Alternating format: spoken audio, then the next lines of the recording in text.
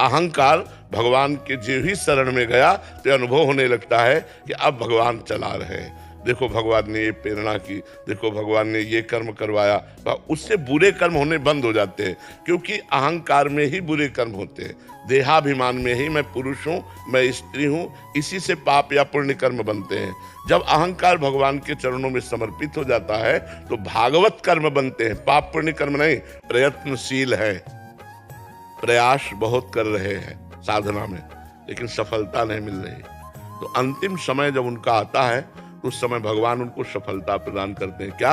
अंतिम समय भगवान स्वयं स्मरण बन जाते हैं और वो अंतिम समय में राधा और गया, अब वो भगवत प्राप्त हो गया। तो जो लगा, चाहे थोड़ा ही लगा हो, भगवान का नाम जानते हो क्या? मंगल भवन अमंगल हारे। किसने जीवन भर प्रयास किया तो अंतिम समय भगवान करुणा कर देते हैं, क्योंकि प्रभु करुणामय है।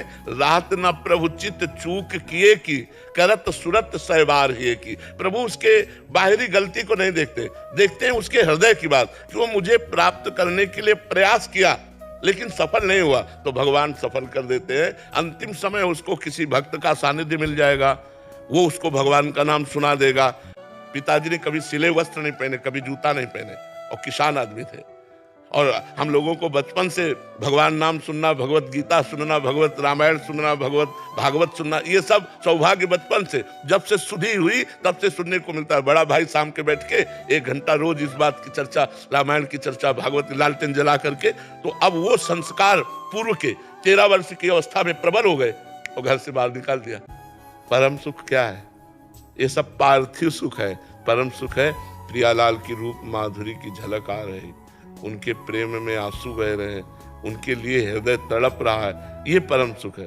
परम सुख ये थोड़ी है कि रुपया और पैसा, भोग सामग्री, खान पान, पद प्रतिष्ठा, ये परम सुख थोड़ी है। परम सुख है भगवान। परम कौन है? भगवान। भगवान के चरणों का प्रेम, भगवान के नाम की महिमा, कि हमें परेशानी होते हुए भी परेशानी नहीं है। मरना है उसका डर नहीं है,